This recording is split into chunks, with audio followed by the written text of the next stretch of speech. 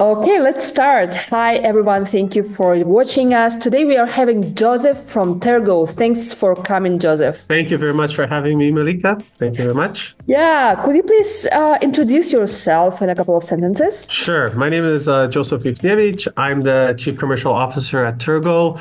I've been with the company since 2020.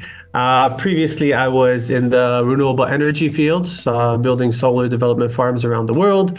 And I transitioned to, I guess you could say, a company that has a really strong focus on carbon emission data and the carbon emission market. Yeah. And what is Tergo? Yeah, so what we are is... so we're a company that's transitioned through the years, let's just say. So we started off as a company that had an app to reward users, for their lower emission actions, and we moved on, and we still have those developed. But we developed now. We're a full service company, I would say, that collects emissions data for corporations, users. We have different solutions that we do it with, softwares, APIs, apps, and at the very end, we reward companies and users to share their data with us. Okay, very interesting. Could you give us some examples so everyone could understand? Sure. So, for example, we have an app where employees of a company would be able to track how they get to work, right? So, for example, you could carpool, you could take an electric vehicle, and based on those actions, how much emissions you would save, you would be rewarded. So we have a real-time solution where we have the creation of carbon credits in real time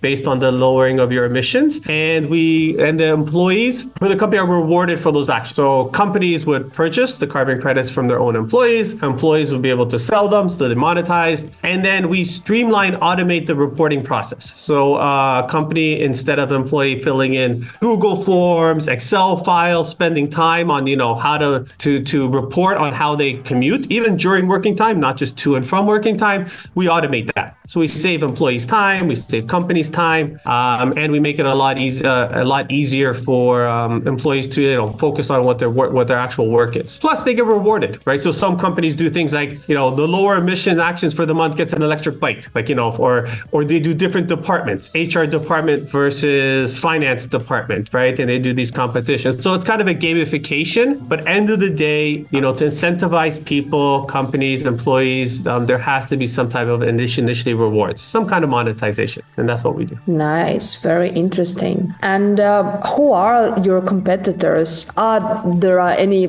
similar projects, and how do you different from them? Yeah. So there's a lot. So we have a carbon accounting software. Like I said, we have an app and APIs. Now, there's a lot of carbon accounting softwares out there, right? So the way we differentiate ourselves and the way we're trying to in our competitors, we want to automate the data collection. Now, we already have a US patent for our app. So we have the first US patent, creation of environmental credits based on human behavior. So we have that. And then what we want to do is we want to go to companies and extract the data, from share folders, PDFs, and then convert that to what they need for their reporting requirements. So converting, reading information and converting it to the right data for them, for the reports. So this is how we want to differentiate ourselves from our competitors, right? So it's not just about inputting the information, right? But it's about automating it.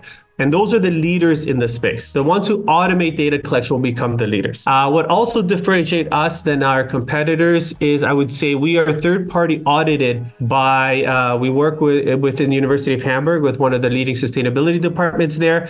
And so all the data coming in is the correct data coming out, right? So it's not that we create all our algorithms, equations, emission factors are all in-house. We have an in-house team, but then what we make sure, and this is why we get some of our bigger Fortune 500 companies, is we know that the information they're putting in is the correct data out and it's third party.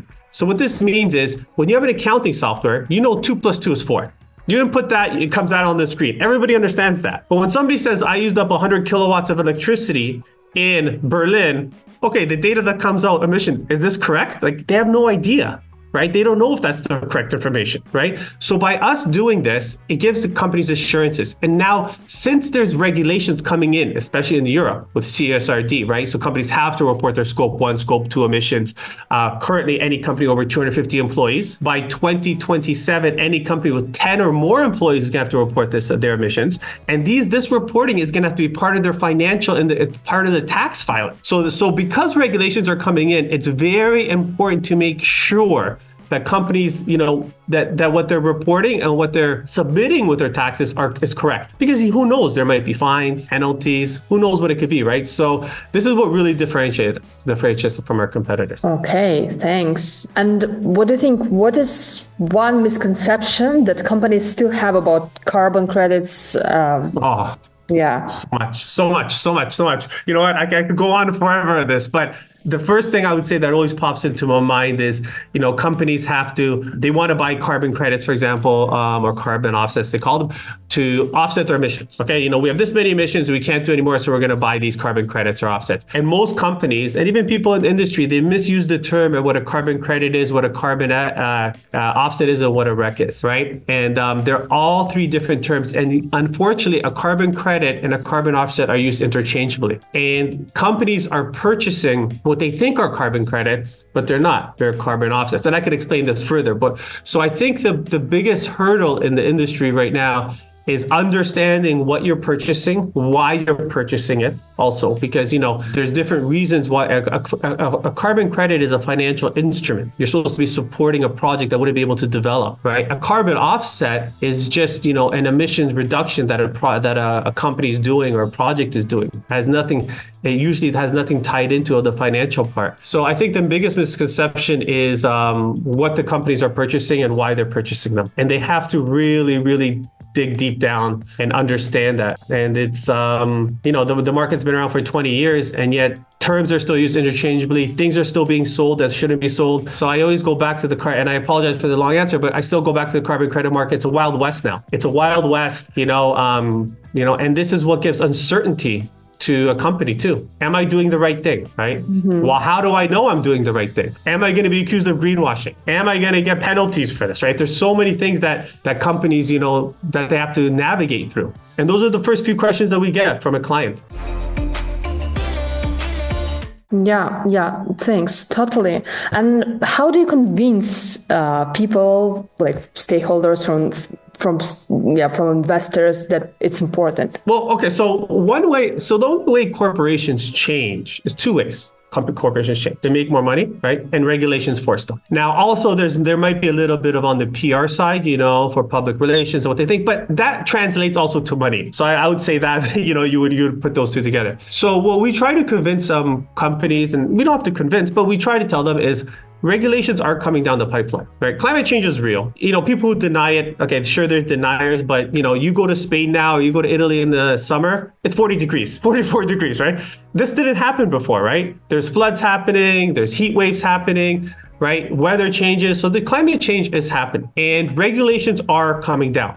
In EU, it's been happening. In the US, administrations obviously change, different focus, but it will eventually happen, right? It's undeniable. So what we tell companies and our clients is, even though some of the things right now you don't have to do, you should prepare. You should prepare because it is going to happen. You're going to need to do it, and you want to be ahead of your competitors. You want to be the person who's leading the charge, to be the pioneer or the innovator in what you're doing. I always use this, one example I use is Zara, right? Zara was a great clothing company, and they incorporated IoT 10 years before anyone else was even thinking about it in some of their warehouses, right? And it cost them so much more money, right, than anyone was doing it. But now they're so innovative that, everyone uses IoT almost on their, supply chain, right, or their warehouse, or to know what their shrinkage is. And they were way ahead, but they put the money in. So by putting money into creating the practices, it will help you differentiate yourself versus your competitors.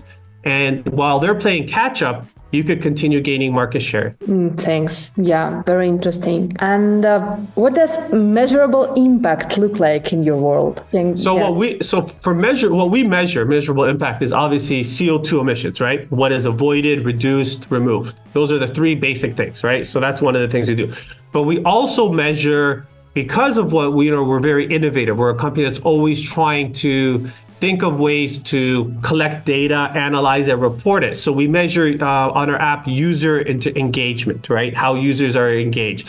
We measure the data points that we collect. So, in a company, right now on our software, we collect about 600 data points for a company in a year. We want to increase that to 1,100 data points per year. Our app now measures about 15 data points. We want to increase it. So the data point, the amount of data points we collect that we can analyze, record, and report on, that's another key one of our measurements. Okay, thanks. And speaking about of credibility, how do you communicate trust in an industry that's often accused of greenwashing? Yeah, and that's a great question. Honestly, we need more regulations.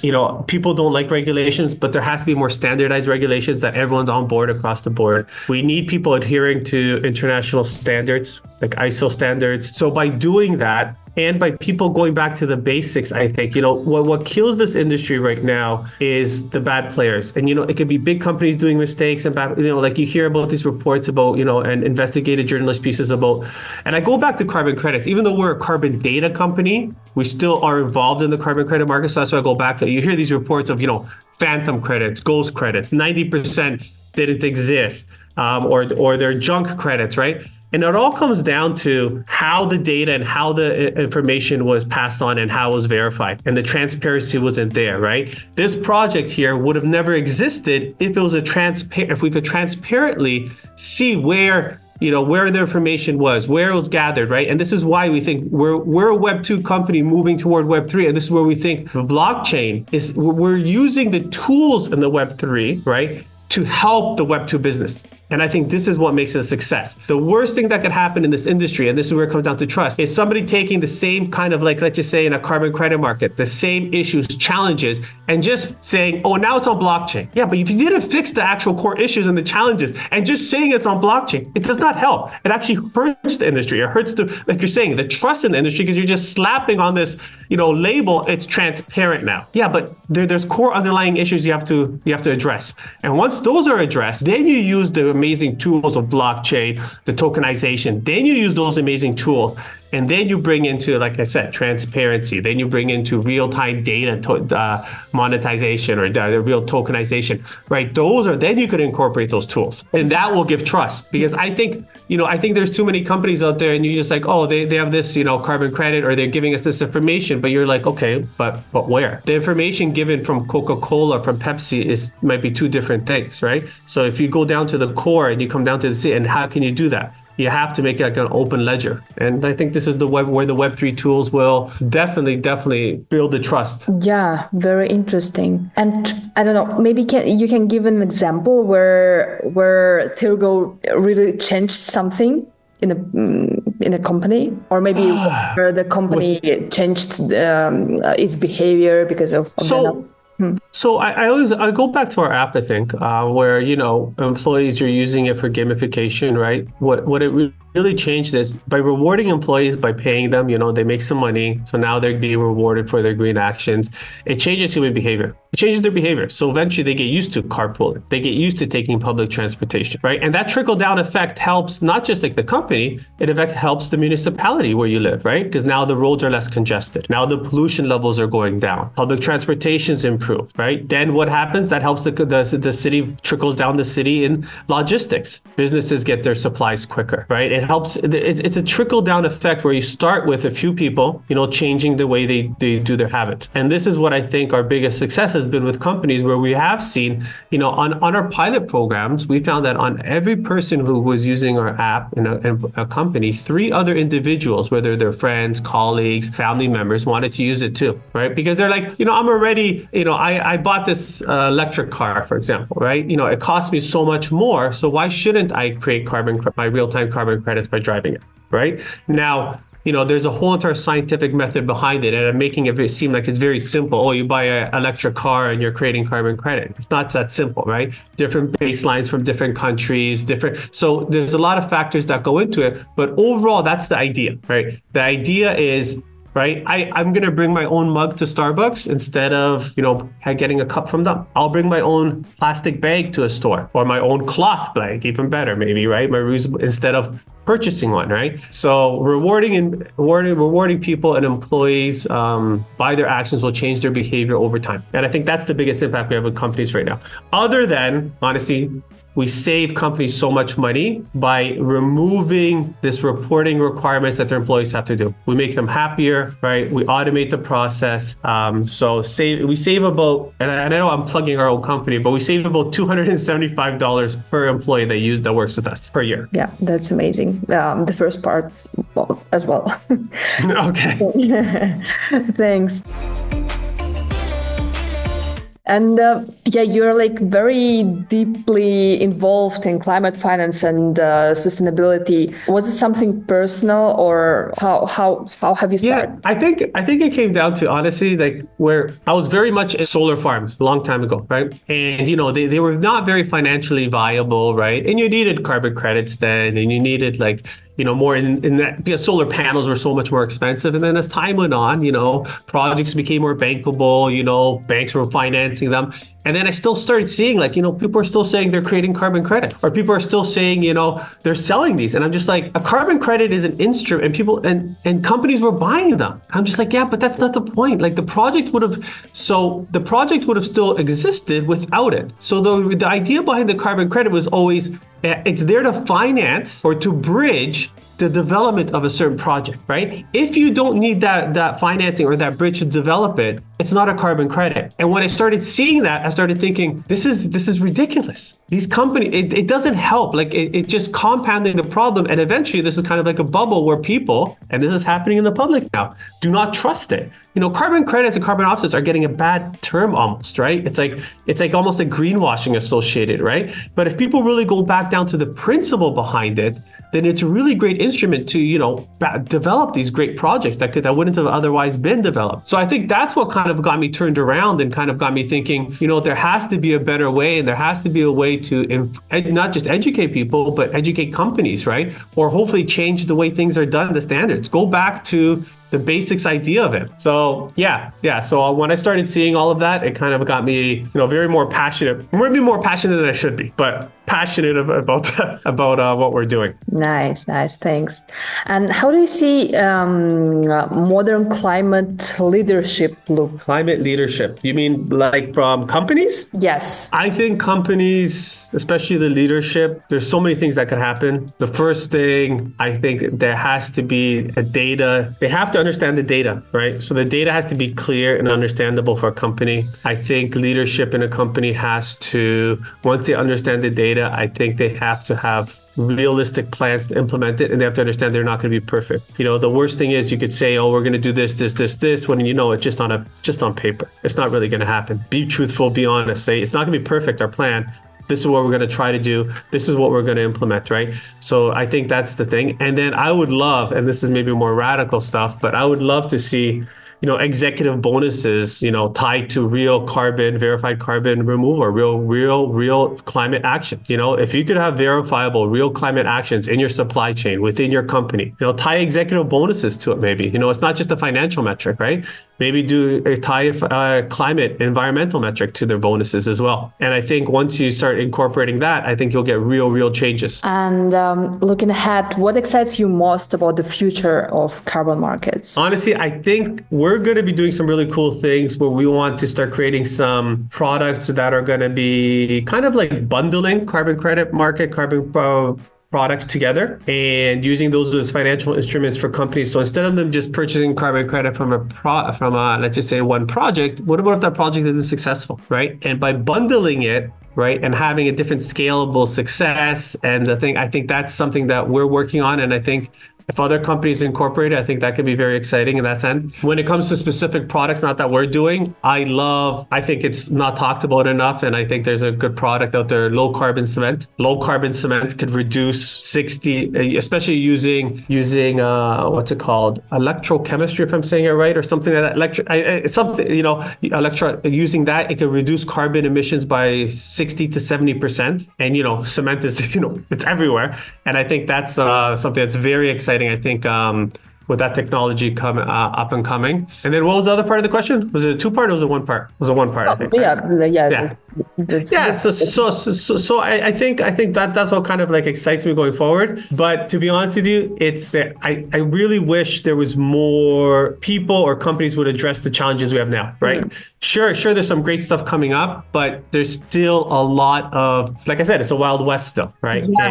And I wish some of that would be more addressed before we think about moving too much forward. Yeah, and if you had full control, like budget, policy, regulation, what's the one climate lever you would pull today? Full control? Well, I think, like I said earlier, I would really put executive bonuses tied to their climate actions, because companies, they make such a huge impact on the environment. And like I said, if it's not just financial, but if you make their climate verified actions tied to their bonuses or tied to their compensations, I think you would get meaningful change from companies. I think you would get at least in the right direction of companies implementing it, because it comes down to money, unfortunately, and that's a real way to do it, to tie it together. Thanks, Joseph. I will now ask you like 5 questions.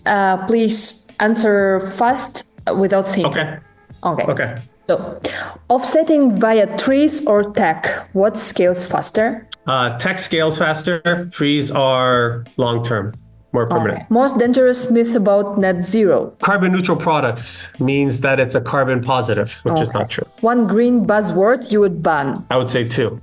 Sustainable plastic and offset flights, carbon neutral flights, let's just say. Okay.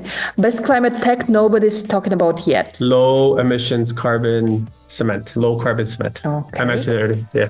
If carbon markets didn't exist, what would you build instead? I would build a QR product linked universal labeling, carbon emissions labeling via QR codes. So every product would have its emissions tracking on the label. Okay, very, very interesting. Thank you so much, Joseph, for this call. I really had fun. Thank you, Malika. I really appreciate it. It was really nice talking to you and meeting you. And if you want to do it again, let me know.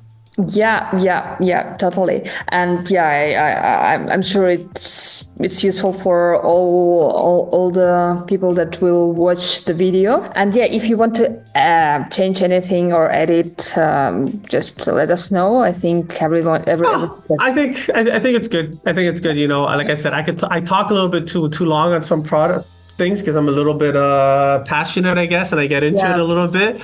But that being said, I really think education and just educating people, and not in the sense of like, telling them they don't know. It's just about, let's do this together. Let's learn. Let's see. Like we're constantly learning. Like us in the team, we're looking at different technologies that are out there, for example, and they're used, for example, in fintech, or they're used in this, and saying, how can we adapt that to what we're doing, right? So we're constantly always trying to learn and understand things better. And I really wish companies took that same kind of passion. Yeah.